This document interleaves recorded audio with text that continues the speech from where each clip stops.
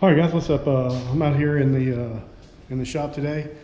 Gonna build some cabinets. So in here in my little reloading office, whatever we call it area, I'm gonna have over here in this corner a 30-inch cabinet in that one, and then I'm gonna have three 30-inch cabinets across the top. So I'm gonna get started building those. Everything's kind of a little bit jumbled right now, so I'm gonna get in here and get this cleaned up and then get started building these cabinets. I hadn't built very many cabinets. I built the cabinets in my trailer, which pretty rough. I mean, they're designed to be rough. They're not supposed to be a fine cabinet, but, and then I built this cabinet for Marietta, and then what else? I built another cabinet somewhere. Well, I built these here, but anyway, I'm not a cabinet maker, so this will not be a how-to video. This will just basically be me filming the process because I enjoy doing this crap and just want to share with you guys. Yeah, anyway, I'm gonna get this mess cleaned up so where I can work, and I'll get started. All right, kind of got everything cleaned up, somewhat organized. Got my plywood brought in, got my cutting station up and ready to go. So I thought I'd show you real quick what I use to design these cabinets, then how I get a cut list. So this is SketchUp. It used to be Google SketchUp, but they've sold it now. It's a really great program. So what I basically did is I built a full-scale model. This is the exact dimensions of this reloading room. I include the door and everything. And then I can come in here and build the cabinets here, make sure everything fits good. So basically the way I do this, and again, this is not a how-to, I'm just showing you how I've done it. This is what works for me. I'll come in here and just build a box. You just take this tool here, draw out your box. We'll go 30 inches, 23.75 inches. And that gives me the size of a 30-inch cabinet right there. And then I'll just raise it up, 34.5 inches. And then when you can triple click it, it'll select all the sides and then make it a group. And then it won't interfere with anything you've already built. And I can just set it in place. It's hard to do it with this cabinet right here, but, and so boom, I know that a 30-inch cabinet works in that spot. So, and then I can go in and design the actual cabinet. This just tells me what size works. It works really good. So once I design it, and this is one here, I just made a copy so I can pull out the individual parts. Like I've already pulled out the back panel to measure it. So I can come over here, you can grab this tape measure. So I need to know what size this is, which I'll show you something else that keeps up with this even better. I can just pull from there to there, and it gives me the measurement. And then to get the height, I just pull from there to there. And it's 210.5, so that is what, 24 or 34.5. So really simple. And then I know that this is 3/4 plywood. Could even go in here, you can see right here where I've got a dado. But right there, I've cut my dado out. That's what the back panel slides into. So you can even go and do stuff like that. It's really, really neat. So this is the whole cabinet. This is the drawer and all. Yeah, the drawer should slide out. And then you can slide the drawer back in. So really good program. I'm not trying to teach you how to use this. If you hadn't seen it, you should. It's free. There's bukus of videos on YouTube showing you how to use it. So once I've got this, I can come here and measure everything. And then I can come to this program right here, or this website called Cut List Optimizer. You put all of your measurements in here. This is every piece. So I've got the top side. This is the top and the bottom of the top cabinets, the back of the top cabinets, stretchers for the top cabinets, and then the side for the bottom cabinets, stretchers for the side cabinets, and back for the bottom cabinets. I have not put my drawers and stuff in here yet, but I will do that later. And then you put in the material that you want to use right here. So I've got 4x8 3/4 and 4x8 1/4, and it will actually tell you the best way to lay these cuts out. And will actually tell you, if you come over here, click this right here, it shows you the first cut to make. So that's your very first cut to make, is you cut, looks like 2 5/8 off of this, boom.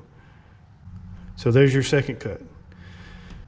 This gives you the most efficient use of the plywood, not the most efficient way to cut it. So instead of making this extra cut here, my first cut will probably be here and here. So that's what I really need to know. What is actually, this will probably be my first cut. I'll cut this side, this 23 3/4 here. Boom, cut that off, set that to the side, and then I can make these 3 rip cuts. And then I can make that cut. So this does not give you the most efficient cutting pattern. It just gives you the most efficient use of the plywood.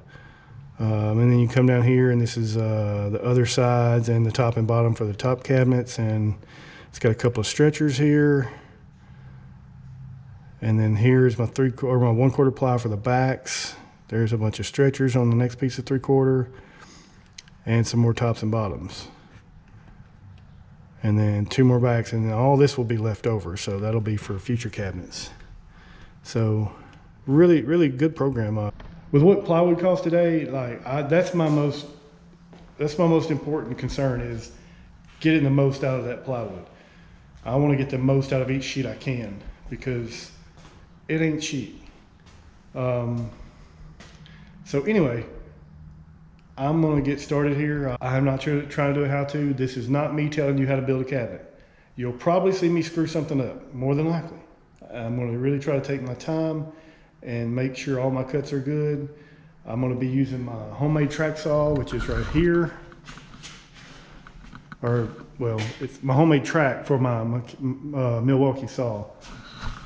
I'm going to set this up and get started.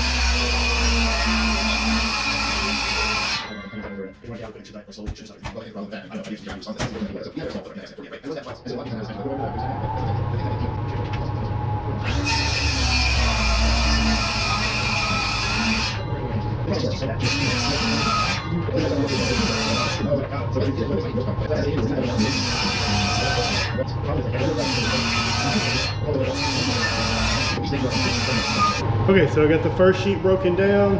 Yeah, that's all 6 of my sides for my upper cabinets and 1 side for the bottom. So we'll move on to the next piece. This is my next one. Now this is a little bit more, let's see. So I think what I should do here is just do this 34.5. Boom, boom. Set this piece to the side. Then do this 28.5. And then the 34.5. And these I'll probably do in the table saw. I may do these on the table saw too. This is too big for my table saw though, so that's what I'll do. I'll do this cut, then that cut, and then that cut. So I got to set up for a 34.5.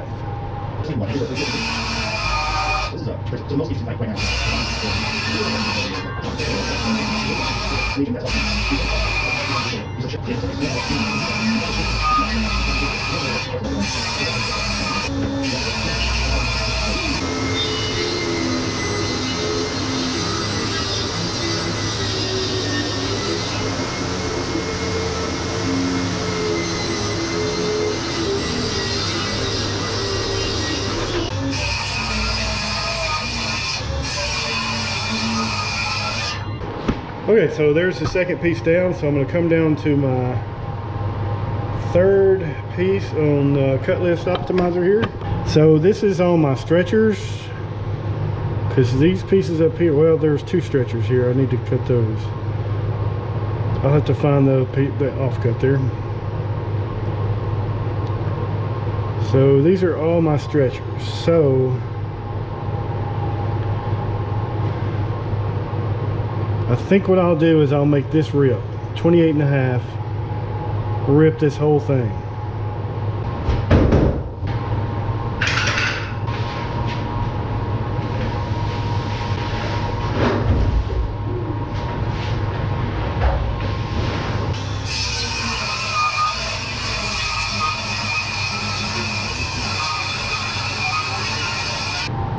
So now I just made this cut everything at 28.5, and I've got this whole piece here that I got to deal with.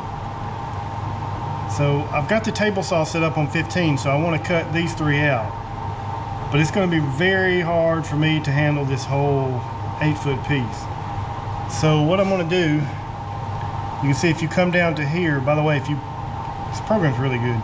If you come down to here, it tells you right here, it's 39 3/4 to here. So I'm just going to measure here and cut 39 3/4, and then I should be able to handle that piece.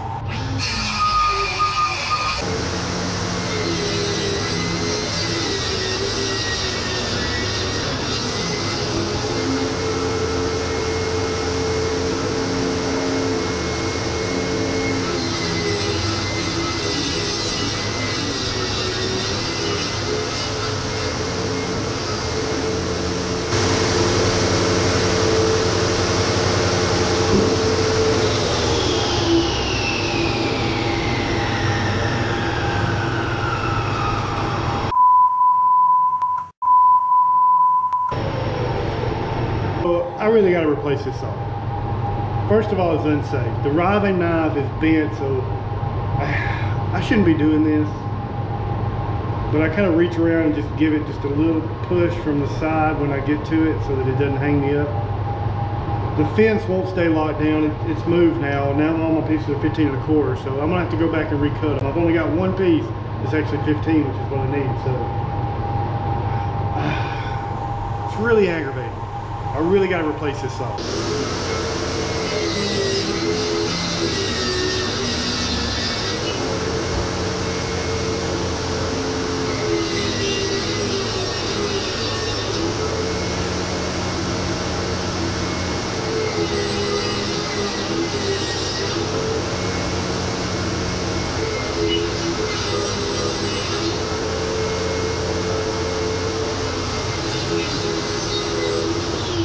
Okay, so crisis averted. Now I've got everything cut to 15, so just got the stretchers left to cut out of 3/4, and then I'll be done cutting 3/4 for the night.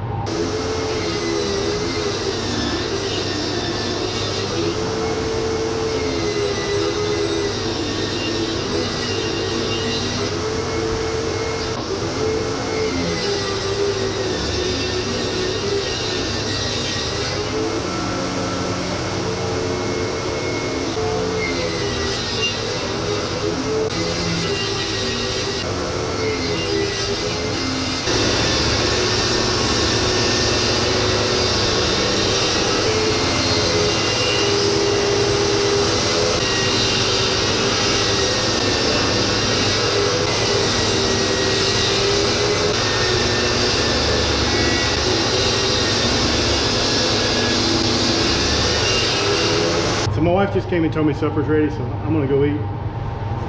Some of you may be noticing I'm not wearing any ear protection or any kind of mask or anything.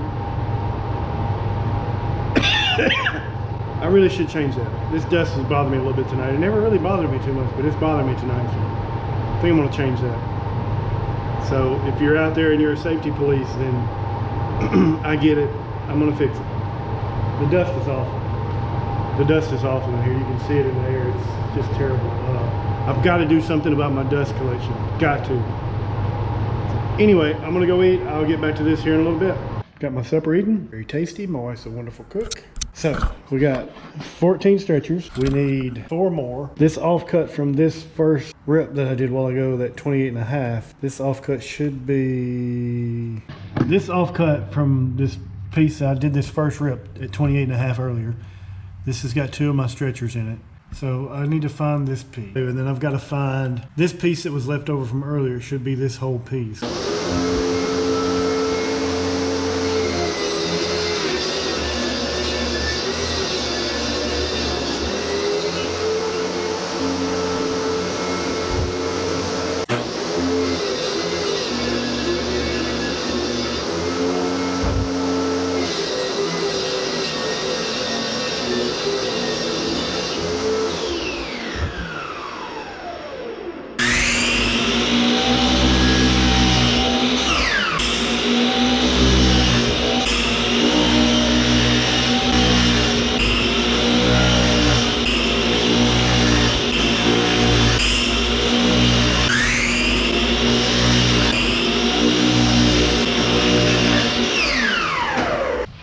All right, well, there you have it. That's all the parts I need to build my cabinets.